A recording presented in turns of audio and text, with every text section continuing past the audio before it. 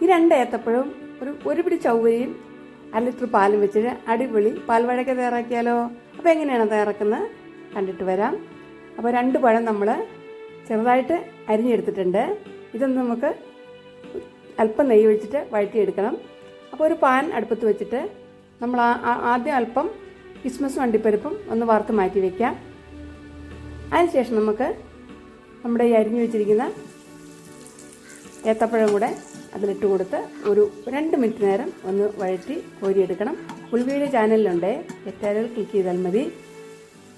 അപ്പോൾ പഴം വഴഞ്ഞ് വന്നിട്ടുണ്ട്. ഇനി നമുക്ക് ഒരു 1/2 ലിറ്റർ പാല് അടുപ്പത്ത് വെച്ചിട്ട് അതൊന്ന് തിളപ്പിച്ചെടുക്കണം. 2 സ്പൂൺ പഞ്ചസാര ഇട്ട് കൊടുക്കാം. കൂടുതൽ മധുരം വേണ്ടവർ ഇത്തിരി കൂടി ചേർക്കണം. പിന്നെ നമുക്ക് തിളച്ച് കഴിയുമ്പോൾ നമ്മൾ പഴം വഴറ്റി ചേർത്ത് കൊടുക്കുന്നുണ്ട്. പിന്നെ കുറച്ച് ചൗവരി വേവിച്ചും കൂടെ ചേർത്ത് കൊടുക്കുന്നുണ്ട്.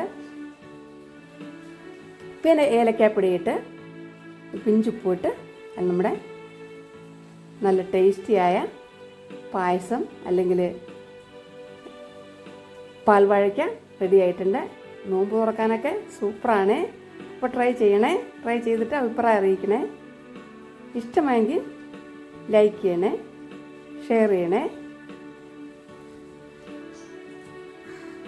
വെറും 10 മിനിറ്റ് മാത്രം മതി.